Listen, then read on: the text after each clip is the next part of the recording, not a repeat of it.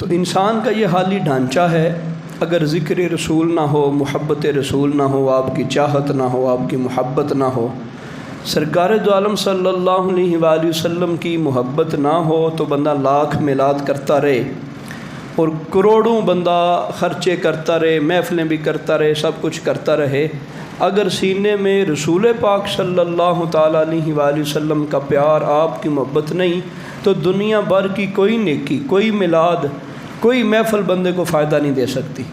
تو ہر چیز کا پہلو یہ ضروری امر رکھتا ہے کہ نبی کریم صلی اللہ تعالیٰ علیہ وآلہ وسلم سے پیار ہو، محبت ہو، چاہت ہو۔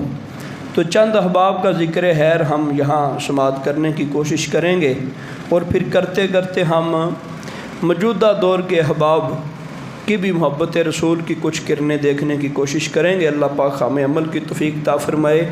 سب سے بڑے عاشق اس روئے زمین میں محبت کرنے والے، پیار کرنے والے وہ سرکار کے صحابہ ہیں۔ ہم یہ جملہ نہیں بول سکتے کہ اللہ نبی پاک صلی اللہ علیہ وسلم کا عاشق ہے، ہم یہ جملہ نہیں بول سکتے، مسلمان یہ جملہ نہیں بول سکتا۔ عاشق گویا کہ اپنے معشوق کا کبھی ماتحت بھی ہوتا ہے، وہ اس کا فرما بردار اور مطیع بھی ہوتا ہے، اور ایسی صورتحال بھی بن جاتی ہے کہ جو عاشق ہوتا ہے وہ جس سے محبت کر رہا ہے اس کی ہر بات کو وہ قبول کرتا ہے، اس کے ہر لمحہ انتظار میں رہتا ہے، اور کبھی انداز یوں دکھائی دیتے ہیں کہ جو عاشق ہے وہ نیچے درجے پہ ہے۔ تو اس لیے علماء نے فرمایا کہ اللہ رب العزت کے لیے عاشق کا لفظ استعمال کر ہی نہیں سکتے، یہ جائز نہیں ہے۔ یہ ضرور کہتے ہیں، کہہ سکتے ہیں، کہیں گے اللہ کو اپنے محبوب سے بڑا ہی پیار تھا، یہ کہہ سکتے ہیں، اللہ کو اپنے محبوب سے بڑا ہی پیار تھا۔ عاشق لفظ ہم اللہ رب العزت کی ذات کے لیے نہیں بول سکتے، یہ کوئی نہیں کہہ سکتے کہ اللہ اپنے محبوب کا عاشق تھا۔ صحابہ کرام نے محبت کرنے کی حد کر دی، اور ایسی داستانیں ہمیں پورے زمانے میں نہیں ملتی جو صحابہ کرام نے رسول پاک صلی اللہ علیہ وآلہ وسلم سے محبت کے حق ادا کیا۔ نہ انہوں نے جان کو دیکھا، نہ انہوں نے اپنی دولت کو دیکھا، نہ مال کو دیکھا، نہ عزت اور شہرت کو دیکھا، انہوں نے سب سے پہلے اس نقطے کو مد نظر رکھا کہ سرکار کیا چاہتے ہیں، رسول پاک صلی اللہ علیہ وسلم کیا چاہتے ہیں۔ تو جب یہ مطمع نظر ہو تو پھر کامیابی ہے، پھر برکتیں ہیں، پھر کمال ہے، پھر عروج ہے، پھر بلندیاں ہیں، پھر اللہ کا قرب ہے۔ تو جب رسول پاک صلی اللہ تعالیٰ علیہ وآلہ وسلم سے محبت بندہ پوچھ پوچھ کے کرے اور گن گن کے کرے اور سوچ سوچ کے کرے، اور بندہ اپنے ذہنوں کو جو ہے وہ تول کے کرے، تو پھر وہ کامل نہیں ہوتی۔ ایک صحابی تھے، وہ سرکار کا پلان باندھا کرتے تھے، جانور کے اوپر جو کٹھی ہوتی ہے، جو بیٹھنے کی جگہ ہوتی ہے، جو اس کے اوپر بستر کہہ لیں یا اس کے اوپر گدی وغیرہ کہہ لیں، وہ ایک صحابی باندھا کرتے تھے۔ ایک دن انہوں نے کوئی نہ باندھی، اور ساتھ والا کسی سجن بیلی کو کہا کہ آج اس سواری کا جو پلان ہے، جو کاٹھی ہے، تم باندھ دو۔ انہوں نے باندھ دی، لیکن جب انہوں نے باندھی تو وہ اس طرح نہ تھی جس طرح پہلے ہوتی تھی۔ تو کریم آقا علیہ الصلوۃ والسلام نے پوچھا کہ کیا ہوا، آج باندھی کیوں نہیں؟ وہ کہنے لگے یا رسول اللہ میرا وضو نہیں تھا۔ آپ نے شاید لفظوں پہ غور نہیں کیا، اسلام اس چیز کا تقاضا کوئی نہیں کرتا کہ سرکار نے جس جانور پر سواری کرنی ہے اس سواری کی جو لاٹھی ہے، جو کاٹھی ہے، جو اوپر رکھنے کی سیٹ ہے، اس کو کوئی بندہ بغیر وضو ہاتھ نہ لگائے۔ وہ کون سا قرآن تھا؟ وہ قرآن تو نہیں تھا، لیکن صحابہ کی محبت یہ تھی، اور نہ ہی یہ قرآن میں آیا، نہ یہ حدیث میں آیا، اور نہ ہی یہ مسئلہ بیان کیا کہ جب بھی سرکار کے جانور پر کاٹھی رکھو تو بغیر وضو اس کو ہاتھ نہیں لگانا، کہیں مسئلہ نہیں آیا۔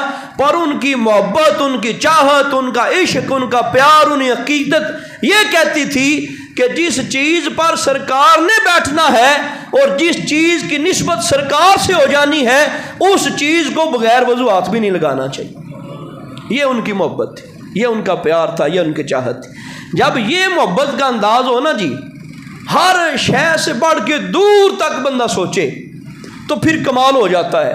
اصل یہی وجہ تھی، صحابہ خاندان نبوت کا ایک عرصہ بڑا وقت گزر گیا، بڑا ادب کرتے رہے، اصل پیچھے ان کو خون رسول نظر آتا تھا، اور بعد میں آنے والے لوگ صحابہ کا بڑا احترام کرتے تھے۔ وجہ کیا تھی؟ یہ نبی کے صحابہ ہیں۔ ازواج مطہرات کا بڑا احترام ہونا، کیا وجہ تھی؟ رسول پاک صلی اللہ علیہ وسلم کی زوجہ مبارکہ ہے۔ سرکار کے شہر سے لوگوں کو پتہ، اتنی محبت ہو گئی، اپنے شہروں سے بڑھ کے محبت ہو گئی۔ وجہ کیا تھی؟ وجہ یہ تھی کہ یہ جو شہر ہے یہ رسول پاک صلی اللہ علیہ وسلم کا شہر ہے۔ تو کریم آقا علیہ الصلوۃ والسلام کا جو مقدس شہر ہے وہ تو بڑا وراء الورا شہر ہے۔ جس چیز سے بھی سرکار کو نسبت ہو گئی عاشقوں کے لیے، وہ چیز سب سے اعلیٰ ہو گئی۔ اور کتنے صحابہ ایسے ہیں وہ کہتے ہیں ساری سبزیوں سے ہماری پیاری سبزی کدو شریف ہو گئے۔ وجہ کیا ہے؟ سرکار محبت کرتے تھے، اپنی پسند ہی وہ بنا لی۔ اور کئی دفعہ صحابہ یہ تقاضا کرتے تھے، گوشت ہوتا کدو شریف ہوتے، تو وہ باقاعدہ کہتے کہ نہ کدو شریف زیادہ ہونا چاہیے، حالانکہ گوشت بھی مرغوب ہے۔ فرمانا کدو شریف سرکار دو عالم صلی اللہ علیہ وسلم کو پسند تھا۔ تو یہ محبتیں، یہ چاہتے ہیں، یہ پیار، یہ الفتیں اللہ کرے ان عظیم لوگوں کے صدقے ہمیں بھی نصیب ہو جائیں اور ہمارا بھی بیڑا پار ہو جائے۔ الشفاء کے اندر قاضی عیاض لکھتے ہیں حضرت عمر بن عاص کی وفات کا وقت قریب آیا تو اپنے صاحبزادے سے اپنی 3 حالتیں بیان کیں، ان میں جو دوسری حالت تھی آخری وقت بھی، مرتے وقت بھی، وہ کہتے ہیں کوئی شخص میرے نزدیک رسول پاک صلی اللہ علیہ وآلہ وسلم سے پیارا نہیں تھا۔ اس دنیا سے جا رہے ہیں تو جاتے جاتے بھی رسول پاک صلی اللہ تعالیٰ علیہ وآلہ وسلم کو یاد کر رہے ہیں اور نبی پاک صلی اللہ علیہ وسلم کی بات کر رہے ہیں۔ ہمارے ہاں اگر کسی بندے کو کوئی طبیعت خراب بھی ہو تو سب سے پہلے اس کے پیش نظر جو چیزیں ہوتی ہیں وہ جائیداد ہوتی ہے، وہ مال و دولت ہوتا ہے، اور فلاں سے میں نے لینا ہے اور فلاں کا فلاں کر لینا۔ یہ اس دنیا سے جا رہے تھے تو پھر بھی رو رہے تھے۔ حضرت ہند بنت عتبہ، یہ حضرت ابو سفیان بھی مسلمان ہو گئے تھے اور یہ حضرت ہند یہ بھی مسلمان ہو گئی تھیں۔ اور یہ جو حدیث پاک آپ کے سامنے پڑھنے جا رہا ہوں یہ بخاری شریف کے اندر ہے اور حدیث کا نمبر ہے 5667 567، یہ حدیث پاک کا نمبر ہے اور یہ بخاری شریف کے اندر موجود ہے۔ معلوم ہوا حضرت ابو سفیان بھی مسلمان تھے، حضرت ہند وہ جنہوں نے حضرت میر حمزہ کا کلیجہ چبایا تھا وہ بھی مسلمان، جب اسلام قبول کر لیا تو پچھلے سارے گناہ معاف ہو گئے، جو کچھ کیا سارا معاف ہو گیا۔ کتنا نبی پاک صلی اللہ علیہ وسلم کے ساتھ ہوتا رہا، سرکار کے ساتھ کتنے لوگوں نے زیادتیاں کی، لیکن جب وہ مسلمان ہو گئے تو پھر زمانے کے بڑے بڑے اماموں سے وہ بلند ہو گئے۔ تو جب بندہ مسلمان ہو جائے تو پچھلے ورقے نہیں کھولیں گے، پچھلی کتابیں پھاڑ دیں گے، پچھلی باتیں بھلا دیں گے۔ بس مسلمان ہوا تو اب پچھلے سارے معاملے حل ہو گئے۔ جناب ابو سفیان گو انہوں نے جنگیں کی، سب کچھ کیا، لیکن جب مسلمان ہو گئے تو پچھلی ساری سٹوری ختم۔ حضرت ہند نے یقیناً سرکار کے سب سے پیارے چچا جان کا کلیجہ چبایا، لیکن یہ معاملہ کیا ہوا؟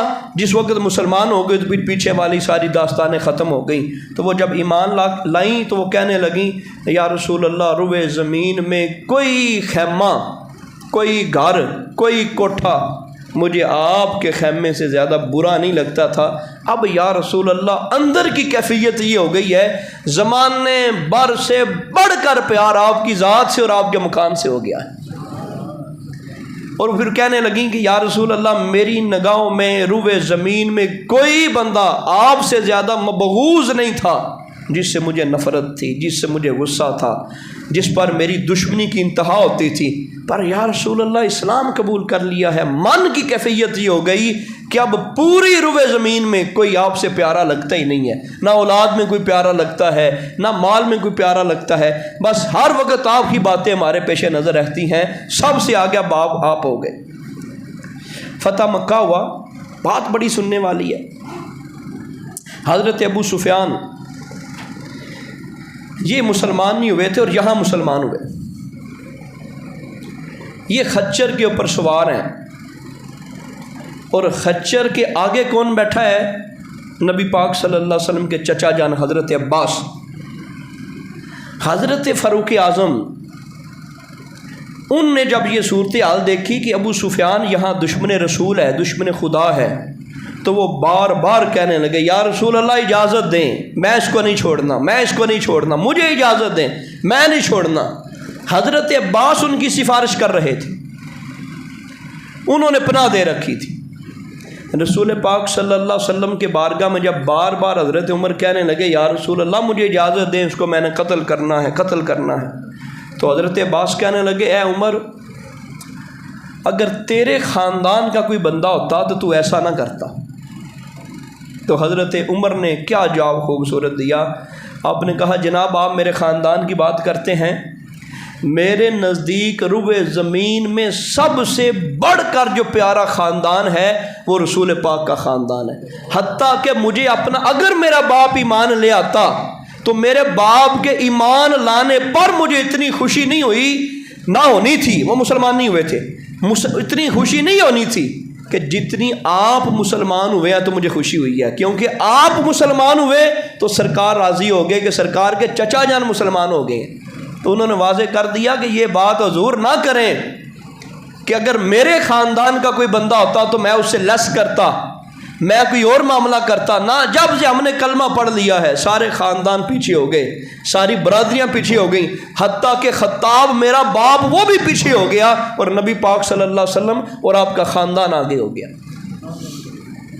حضرت ابو ذر غفاری، ان کی صورتحال یہ تھی، غزوہ تبوک کا سفر بڑا لمبا سفر تھا، بڑی ڈاڈھی گرمی تھی، سخت دھوپ تھی، فصلیں پک چکی تھیں، صحابہ کے لیے بڑا امتحان تھا۔ حضرت ابو ذر غفاری کہتے ہیں کہ میرا اونٹ بہت لاغر تھا، بڑا ضعیف تھا، بڑا کمزور تھا، تو میں نے یہ سمجھا کہ میں چند دن یہاں ٹھہر کے اس کی بڑی خدمت کروں، اور نبی پاک صلی اللہ علیہ وسلم اور صحابہ چلے جائیں تبوک کی طرف، تو میں چند دن جب اس کی بڑی خدمت کر لوں گا نا جی، تو پھر اس کے اوپر سواری کر کے تو میں جاؤں گا سرکار کی بارگاہ میں۔ یہ بڑی خدمت کرنے لگے، ادھر سرکار اور صحابہ کا قافلہ نکل گیا۔ خدمت کیوں کر رہے ہیں؟ پیدل جانا ناممکن ہے، بڑا لمبا سفر ہے، پیدل جانا ممکن نہیں ہے، مشکل ہے، اوکھا ہے، پرابلم ہے، تو اب جانور کی پاس نہ ہو تو پھر بھی مشکل ہے۔ انہوں نے جانور کو پہلے صحیح کیا، لمبا سفر ہو نا جی، بندہ کہتا ہے جی اچھا گاڑی کو پہلے سیٹ سٹ کر لیں، لمبا سفر ہے راستے میں خراب نہ، تو آپ نے جانور کی بڑی خدمت اور اس کو بڑا کھلانا پلانا شروع کر دیا۔ اب انہوں نے سفر شروع کیا تو اونٹ کی ٹانگ ٹوٹ گئی، آپ بڑے پریشان، تو آپ نے پھر یہی کہا کہ اونٹ کی بے شک ٹانگ ٹوٹ گئی ہے پر سرکار چلے گئے ہیں تو میں پیچھے رہ جاؤں، یہ میری محبت گوارا نہیں کرتی، لمبا سفر، دھوپ ہے، پیدل انہوں نے سفر کرنا شروع کر دیا۔ تو یہ ان کی محبت ہے۔ ہم تو لاکھ ہیلے بہانے تلاش کرتے ہیں، یا سرکار نے اجازت دے دینی ہے، یار کوئی نہیں مسئلہ خیر ہو جانی ہے، پرابلم نہیں ہے، لیکن انہوں نے کہا نہیں سرکار چلے گئے ہیں، اب مجھے جانا ہی چاہیے۔ اپنا سارا سامان کندھے پہ رکھا تو پیدل انہوں نے سفر، شدید گرمی کے اندر اور لمبا سفر پیدل کرنا شروع کر دی۔ ان کی ایک اپنی محبت تھی حضرت عبداللہ کی، عبداللہ بن زید انصاری، یہ سرکار کے مؤذن تھے۔ جب نبی پاک صلی اللہ علیہ وسلم کا وصال ہوا تو بڑے غمزدہ ہو گئے، اور سرکار کے پردہ فرمانے کا جو دکھ تھا، جو فراق تھا، جو جدائی تھی، وہ ان سے برداشت نہیں ہو رہی تھی۔ اللہ رب العزت کی بارگاہ میں ہاتھ بلند کر دیے، دعا کی یا اللہ میری آنکھیں واپس لے لے، مجھے نبی نہ کر دے۔ اور ان سے پوچھا گیا کہ حضرت آپ نے یہ کیا کیا ہے؟ اچھا دعا بھی اتنے درد سے مانگی، اسی وقت نبی نہ ہو گئے۔ پوچھا یہ کیوں کیا؟ کہا کہ لذت نگاہ تو دیکھنے میں صرف اور صرف سرکار کی ذات تھی، یعنی نگاہ کی جو لذت ہے، نگاہ تھی اس لیے کہ میں نبی پاک صلی اللہ علیہ وسلم کو دیکھتا۔ سرکار چلے گئے، اب زمانہ بے روکھا ہو گیا، اب مجھے دیکھنے کی ضرورت نہیں ہے، اب میں دیکھوں تو کس کو دیکھوں؟ سرکار کو دیکھے بنا مجھے آرام نہیں آنا، تو میں نے اللہ کی بارگاہ میں عرضی کر دی کہ یا اللہ میری آنکھوں کا نور لے لے۔ تو یہ ان کی محبت تھی، اتنی عظیم چیز۔ ہم تو آنکھ کے بدلے، آنکھ کی روشنی کے بدلے ہر چیز قربان کرنے کو تیار ہو جاتے ہیں، لیکن انہوں نے کہا یار اگر سرکار کو نہیں دیکھنا تو پھر کوئی شے نہیں دیکھنا۔ حضرت ابو ذر رضی اللہ تعالیٰ عنہ کا بیان ہے کہ ایک روز دوپہر کے وقت میں رسول پاک صلی اللہ علیہ وآلہ وسلم کی بارگاہ میں حاضر ہوا۔ دوپہر کا وقت ہے، شدید گرمی ہے، سرکار کی بارگاہ میں حاضری دی۔ تو نبی پاک صلی اللہ علیہ وسلم تشریف فرما نہ تھے، تو میں نے پوچھا کہاں ہیں؟ تو مجھے بتایا گیا کہ سرکار دو عالم صلی اللہ علیہ وسلم یہاں نہیں ہے، وہاں جا کے معلوم کرو۔ کسی ڈیرے کا بتایا، کسی باغ کا بتایا۔ وہ کہتے میں سرکار کے پیچھے تلاش کرتا کرتا وہاں پہنچ گیا، اور میں نے نبی پاک صلی اللہ علیہ وسلم کی بارگاہ میں سلام عرض کیا۔ وہ سلام عرض کرنے کے بعد بیٹھا تو سرکار نے پوچھا کدھر آئے ہو؟ انہوں نے کہا یا رسول اللہ آپ کو دیکھنے کے لیے آیا ہوں، آپ کی محبت مجھے یہاں تک کھینچ لائی، اور کوئی کام نہیں ہے، نہ مسئلہ پوچھنا ہے، نہ کوئی پرابلم ہے، نہ کوئی اور غرض ہے، یا رسول اللہ صرف آپ کی محبت کے لیے آیا ہوں، کوئی کام نہیں ہے۔ وہ کہتے میں بیٹھا ہوا تھا تو اتنی دیر میں حضرت ابو بکر صدیق بھی آ گئے۔ سرکار نے ان سے پوچھا کہ میں تو گھر نہیں ہوں، میں تو باہر کسی باغ کے اندر بیٹھا ہوں، کیا وجہ ہے؟ آپ لوگوں نے گھر سے پتہ کیا ہوگا، ادھر ادھر سے پتہ کیا ہوگا، مجھے تلاش کرتے کرتے شدید گرمی میں یہاں آئے ہو، کوئی کام ہے؟ حضرت ابو بکر صدیق نے بھی کہا یا رسول اللہ فقط آپ کی محبت کھینچ لائی ہے۔ یہ کہتے ہیں پھر اس کے بعد حضرت عمر آ گئے، سرکار نے ان سے بھی پوچھا کہ خیر ہے؟ میں گھر میں نہیں تھا تو بعد میں ملاقات ہو جاتی، یہ سارے چکر کاٹ کوٹ کے گرمی کے اندر یہاں خیر ہے؟ یا رسول اللہ آپ کے بنا گزارا کوئی نہیں ہوا، گھر میں مزہ نہیں آیا، آپ کے گھر سے پتہ کیا نہیں تھے تو پوچھتے پچاتے پتہ کرتے کرتے یہاں آ گئے ہیں، صرف آپ کی محبت کے لیے آیا ہوں۔ حضرت عثمان آئے، عثمان نے بھی آ کے یہی جملہ کہا۔ یہ بات سنانے کا مطلب یہ ہے صحابہ کرام کے دل میں سرکار کی محبت ایسی تھی چین ہی نہیں آتا تھا، نبی پاک صلی اللہ تعالیٰ علیہ وآلہ وسلم کی محبت ایسی تھی ان کو سکون ہی نہیں آتا تھا، ہر لمحہ سرکار کی باتیں اور ہر لمحہ رسول پاک صلی اللہ علیہ وسلم کی فکر دامنے گیر ہوتی ان کے۔ حضرت مصعب بن عمیر، یہ بھی اپنی نوعیت کا کمال واقعہ ہے۔ حضرت مصعب بن عمیر رضی اللہ تعالیٰ عنہ قرآن کی تلاوت اور اسلام کی تفسیر کر رہے تھے، اسلام کے مسائل صحابہ کرام کو بتا رہے تھے۔ تو ایک صحابی جن کا نام تھا ابو عبد الرحمن، وہ آپ کی طرف بڑے کان لگا کے سن رہے تھے۔ وہ کہتے ہیں بات کرتے کرتے سرکار کا نام آ گیا۔ حضرت مصعب بن عمیر یہ بات کرتے کرتے سرکار کا نام آ گیا، جس جگہ پہ سرکار جس شہر میں تھے وہاں یہ نہیں تھے، ان کی ڈیوٹی لگی ہوئی تھی، کسی اور جگہ پہ یہ تعلیم دینے کے لیے سرکار نے ان کو بھیجا ہوا تھا۔ وہ کہتے جب سرکار کا ذکر آتا تو اب کہتے ہیں ان کی آنکھوں سے آنسو، اور سرکار کے شوق دیدار کے لیے یہ تڑپتے ہوئے نظر آتے اور آپ کی ملاقات کے لیے بے چین ہو جاتے۔ ایک بار ان سے یہ کہا گیا کہ رسول پاک صلی اللہ تعالیٰ علیہ وآلہ وسلم کی یاد اور محبت آپ کے ہاں کتنی ہے؟ وہ کہتے میں کیا بتا سکتا ہوں، میں تو ہر وقت اس انتظار میں رہتا ہوں کب حج کا سال آئے گا تو کب میں جاؤں گا اور سرکار سے ملاقات ہوگی، اور میں تو ہر وقت یہی چاہتا ہوں کہ نبی پاک صلی اللہ تعالیٰ علیہ وآلہ وسلم سے ملاقات ہو جائے اور سرکار کا دیدار ہو جائے۔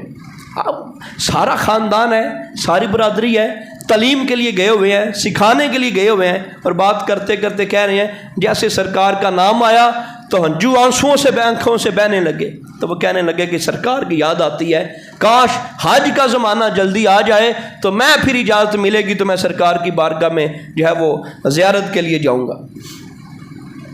اچھا، ان سے کسی بندے نے یہ کہہ دیا کہ آپ نے تو سرکار کی زیارت کی ہے، ہم لوگوں نے ابھی سرکار کو دیکھا نہیں ہے، تو مہربانی فرمائیں نبی پاک صلی اللہ علیہ وسلم کا کوئی حلیہ مبارک، سرکار کی کوئی شان، کوئی بات ہی بیان کر دیں۔ اب انہوں نے باتیں بیان کرنے سے پہلے کیا کیا؟ بڑے مؤدب ہو کے بیٹھ گئے، دو زانو ہو کے بیٹھ گئے، سر کو جھکا لیا۔ اب یہ گفتگو کرنے لگے، یعنی اتنا ادب ہے، پہلے بھی تو دین کی بات کر رہے تھے، پہلے بھی تو اسلام کی بات کر رہے تھے، جب بات آئی رسول پاک صلی اللہ علیہ وسلم کی تو اب وہ دو زانو ہو کے بیٹھ گئے، بڑے باادب طریقے سے بیٹھ گئے اور صحابہ کو پھر سرکار کی باتیں سنانے لگے۔ صحابہ بھی ایسے سن رہے تھے کہ جیسے ان کے سروں کے اوپر جانور بیٹھے ہیں، پرندے بیٹھے ہیں، ذرا سر ہلایا تو وہ اڑ جائیں گے، اتنے ادب اور احترام کے ساتھ وہ بیٹھے ہوئے تھے، بڑا احترام کہ رسول پاک صلی اللہ علیہ وسلم کی بات ہو رہی ہے۔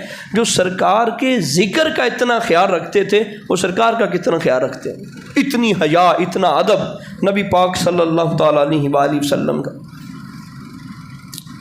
حضرت ابو بکر صدیق اپنی زندگی کی سب سے بڑی خواہش کا ذکر کرتے، فرماتے ہیں مجھے دنیا میں 3 چیزیں سب سے زیادہ پسند ہیں کہ نبی پاک صلی اللہ علیہ وآلہ وسلم کے چہرے کی زیارت کرتا رہوں لگاتار۔ مجھے میری پوری زندگی میں 3 بڑی خواہشیں ہیں، سب سے بڑی ان میں پہلی خواہش کا اظہار کیا کہ میں سرکار دو عالم صلی اللہ علیہ وآلہ وسلم کا دیدار کرتا رہوں، اور دوسری خواہش کا اظہار کیا ہے، میرا سب کچھ سرکار پر لوٹ جائے، قربان ہو جائے، سب کچھ ہی خرچ کر دوں، سب کچھ ہی رسول پاک صلی اللہ علیہ وسلم کی بارگاہ میں پیش کر دوں، اور تیسرا یہ ہے کہ کاش سرکار میری بیٹی سے نکاح کر لیں اور میرا نسبت اور میرا تعلق نبی پاک صلی اللہ علیہ وسلم سے قائم ہو جائے گا۔ تو فرماتے اللہ نے کرم کیا اور میری 3 خواہشیں پوری ہوتی رہیں۔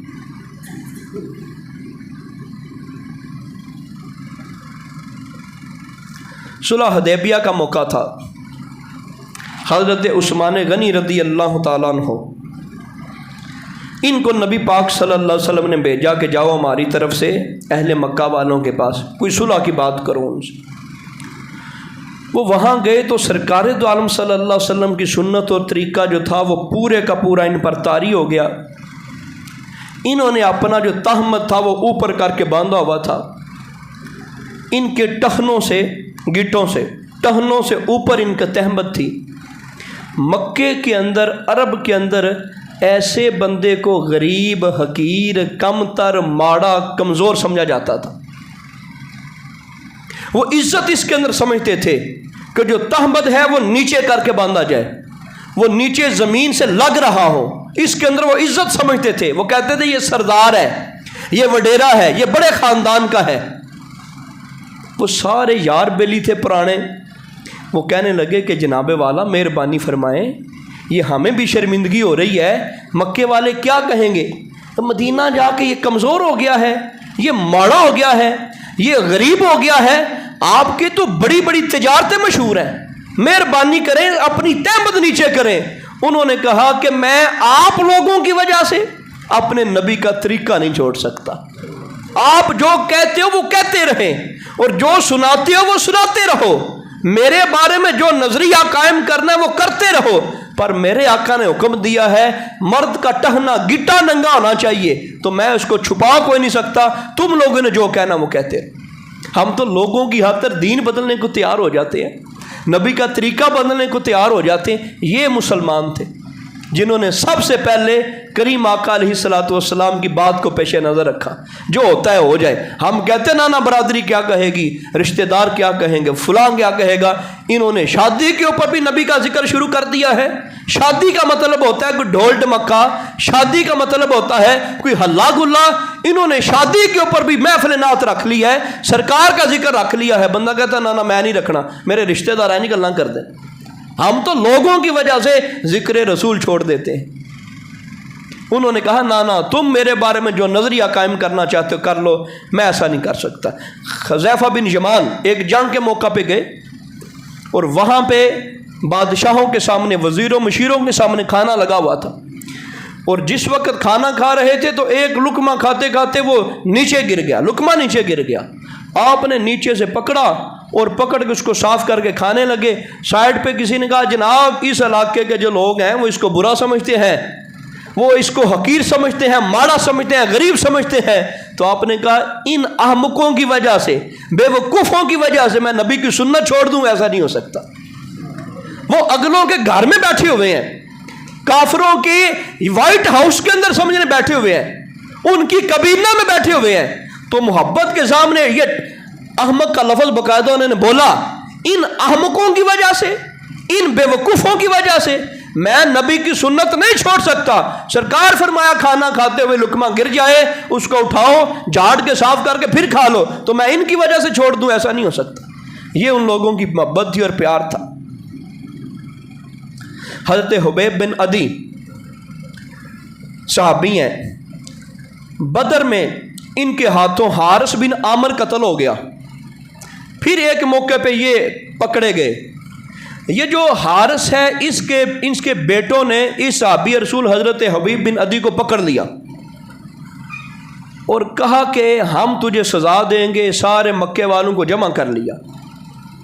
ان کو شہید کرنے کے لیے سارے لوگ دیکھے بیٹھے ہوئے ہیں، اور کسی نے یہ کہہ دیا، کہا کہ دیکھ لو جناب، یہ سب کچھ جو معاملہ ہوا ہے یہ محمد صلی اللہ علیہ وآلہ وسلم کی وجہ سے ہوا ہے۔ آپ ایمان لے کے آئے اور آپ کو جان دینی پڑ گئی۔ آپ بتاؤ اگر وہ آپ کی جگہ پہ ہوتے تو آپ کا کیا خیال ہے؟ یعنی نعوذ باللہ سرکار یہاں پہ ہوتے اور تجھے چھوڑ دیا جاتا، تیرا کیا نظریہ ہے؟ تو حضرت حبیب بن عدی کہنے لگے، اللہ کے بندو، ایسا جملہ بول کے میرے کلیجے کو چھلنی کر دیا ہے، میری 100 جانیں ہوتی، وہ 100 جانیں میں اپنے نبی کے پہ قربان کر دیتا تو پھر بھی تھوڑا تھا۔ آپ کہتے ہو کہ یہاں پہ نعوذ باللہ میری جگہ پہ سرکار ہوتے، ہم تو اب بھی یہی کہتے ہیں کہ سرکار کے مقدس قدم کے اوپر، بلکہ انہوں نے یہ جملہ بولا کہ میری 100 جانیں ہوتی، میں 100 کی 100 قربان کر دینی تھی، اور مجھے یہ بھی گوارا نہیں کہ میرے آقا کے قدموں میں کوئی کانٹا چبھ جائے، اور تم کہتے ہو یہاں نعوذ باللہ سولی کے وقت وہ جمع ہوتے۔ یہ ان کی محبتیں تھیں، یہ ان کا پیار تھا۔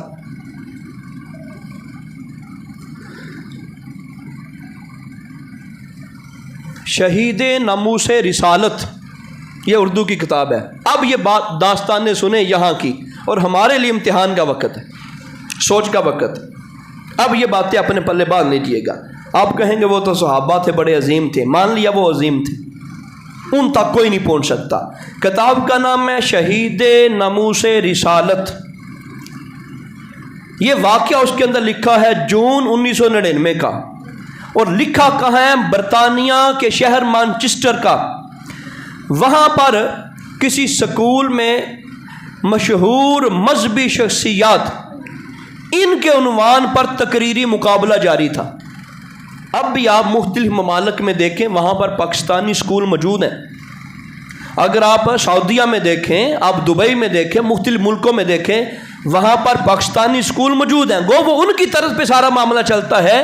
اسی طرح یورپ کے اندر بھی ایسے لوگ موجود ہیں کہ جو اپنے اپنے ادارے قائم کیے ہوئے ہیں۔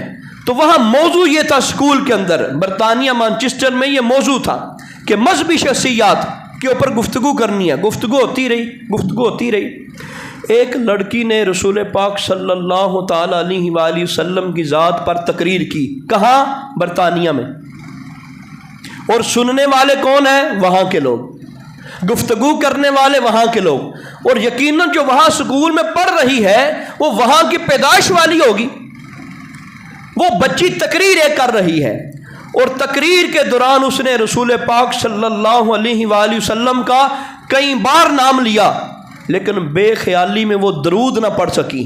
ایک بچی اسی حال میں کھڑے ہو کے بلند آواز سے کہنے لگی صلی اللہ علیہ وسلم، صلی اللہ علیہ وسلم۔ یہ سکول اور ادارے کے لا اور قانون کے خلاف تھا۔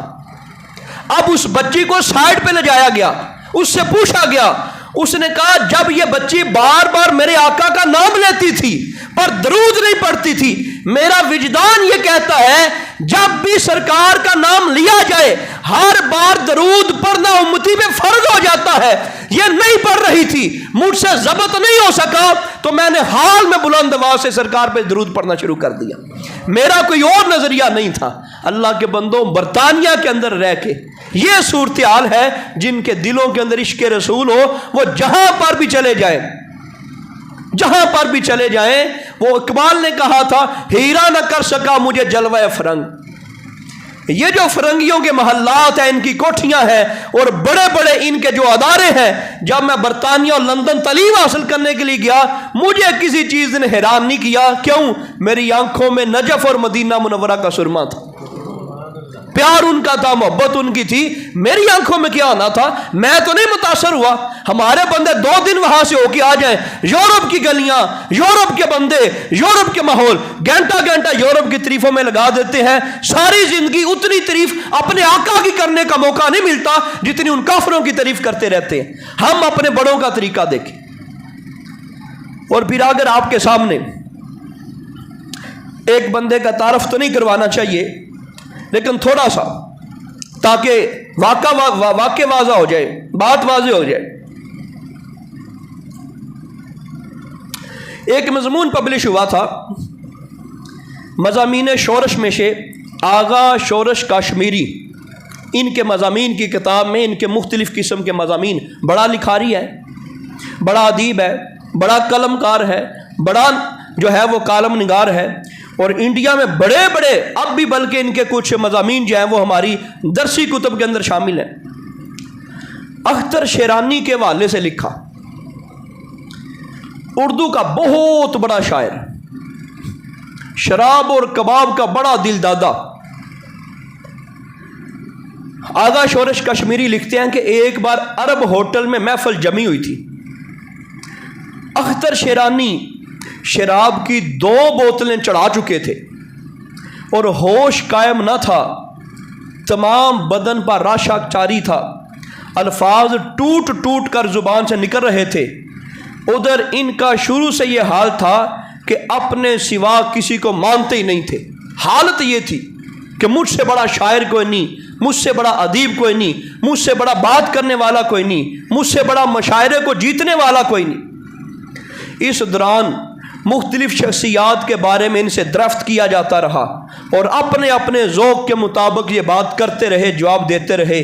اسی موقع پر ایک نوجوان نے موقع کا فائدہ اٹھاتے ہوئے رسول پاک صلی اللہ علیہ وسلم کے بارے میں سوال کیا کہ آپ کا محمد صلی اللہ علیہ وسلم کے بارے میں کیا خیال؟ آگے جو آغا شورش کشمیری نے لکھا اس بندے کے بارے میں جس کے بارے میں زمانہ جانتا تھا شرابی ہے، کبابی ہے، ہر قسم کے غلط معاملات کرتا ہے اور شراب کی 2 بوتلیں وہ چڑھا چکا ہے۔ اس کے بعد جو جملے تھے آغا شورش کشمیری کے، اس نے لکھا کہ اللہ اللہ، ایک شیرانی جیسا کوئی برق تڑپتی ہو اور بلور کا گلاس اٹھایا اور اس کے سر پہ دے مارا، کہنے لگا بدبخت، ایک آسی سے سوال کرتا ہے، ایک سیاہ روح سے پوچھتا ہے، ایک فاسق سے سوال کرتا ہے۔ تمام جسم کانپ رہا تھا اور وہ بار بار رو رہا تھا، ہچکی بند گئی۔ پھر وہ کہنے لگا کہ بدبخت، تم نے اس حال میں میرے آقا کا نام کیوں لیا؟ تمہیں یہ جرت کیسے ہوئی؟ گستاخ، بے ادب، کئی لفظ اس نے بولے۔ انہوں نے کہا کہ رسول پاک صلی اللہ علیہ وآلہ وسلم کا نام اس مجلس میں اس حالت میں لینا ہی بڑا جرم ہے۔ یہ کہتے ہوئے اور روتے ہوئے اس مجلس سے چلا گیا اور ساری رات وہ روتا رہا۔ یہ دیکھیں وہ بندے جو عام بندے تھے، ان کے دلوں میں بھی نبی کی محبت تھی، پیار تھا، چاہت تھا۔ اللہ کے بندوں، سرکار کی محبت پہ کبھی کمپرومائز نہ ہو۔ رسول پاک صلی اللہ علیہ وسلم غالب کے بارے میں کون نہیں جانتا؟ علی گڑھ یونیورسٹی کے اندر مشاعرہ ہو رہا تھا، یہ کتنا مشہور غالب کی زندگی کا واقعہ ہے۔ مختلف باتیں ہو رہی تھی، اسٹوڈنٹوں نے اس کو چھیڑا، حالانکہ وہ نعت کا مشاعرہ نہیں تھا۔ اس سے کہا کہ تو نبی پاک صلی اللہ علیہ وسلم کی نعت سنا۔ تو اس نے جس وقت بات شروع کی اور اس نے کہا کہ مجھے ٹوپی نہیں ہے، سر پہ ٹوپی لا دو، وہ ٹوپی مانگتا رہ گیا، وہاں ٹوپی ملی نہیں، کوئی کپڑا ملا سر پہ رکھا اور ایک جملہ اپنی زبان سے بولا، کہا ایک رند اور کہا مدحت سرکار مدینہ۔ یہ جملے بار بار بولتا رہا، روتا رہا اور ساری رات مشاعرے کی گزر گئی، یہ جملے اس کی زبان سے نکلتے رہے، وہ روتا رہا کہ مجھ سے سرکار کا ذکر پوچھتے ہو؟ کہا میں ایک گناہگار بندہ، سیاکار بندہ، اور کہا ہمارے آقا، میں ان کی ثنا کیسے کر سکتا ہوں؟ اللہ کے بندوں، ان بندوں کا ذکر کرنے کی بات یہ تھی کہ زمانہ جانتا ہے ان کے بارے میں تہمت ہوتی ہے، تشنیع ہوتی ہے، باتیں ہوتی ہیں، لیکن نبی پاک صلی اللہ علیہ وسلم کی محبت میں وہ لوگ بھی کمپرومائز نہیں کیا کرتے تھے۔ ہم میں سے ہر بندے کے دل میں، ہم جیسے بھی ہوں، ہمارا تعلق جس ذات سے ہو، ہمارا تعلق جس ادارے سے ہو، ہمارا تعلق جس مسلک سے ہو، ہم جو بھی کرتے ہوں، لیکن ہمارے ایک ایک رگ و ریشے میں رسول پاک صلی اللہ علیہ وآلہ وسلم کی محبت یہ لازمی ہونی چاہیے، اور ایک لمحہ بھی سرکار کی محبت کے بنا ہمارا نہ گزرے۔ ہم ہر بات کو قبول کر لیں، لیکن جب سرکار کی بات آئے، نبی پاک صلی اللہ علیہ وسلم کے بارے میں، کبھی ہم ایسی بات اپنی زبان سے نہ نکالیں جو ان کی شان، ان کے ادب کے خلاف ہو، اور ہمارا دل ہر وقت ان کی محبت سے دھڑکتا رہنا چاہیے۔ محبت رسول، عشق رسول کے بنا زندگی بالکل بے ادھوری ہے، ناکام ہے۔ ختم ہے اور ایسی ہے جیسے گھن لگا ہوا ہے۔ اللہ کے بندو اسی محبت اور اسی چاہت کو اپنے سینوں میں آباد رکھیں۔ یہ آباد کیسے رہے گی؟ نبی کے ذکر سنتے رہیں، نبی کی باتیں سنتے رہیں، احادیث کا مطالعہ کرتے رہیں، قرآن کو پڑھتے رہیں۔ جیسے جیسے دین کے قریب ہوتے جائیں گے نبی کی محبت بڑھتی جائے گی، بڑھتی جائے گی۔ اللہ ہمیں دین کی سمجھ بوجھ عطا فرمائے، آمین عز و جل۔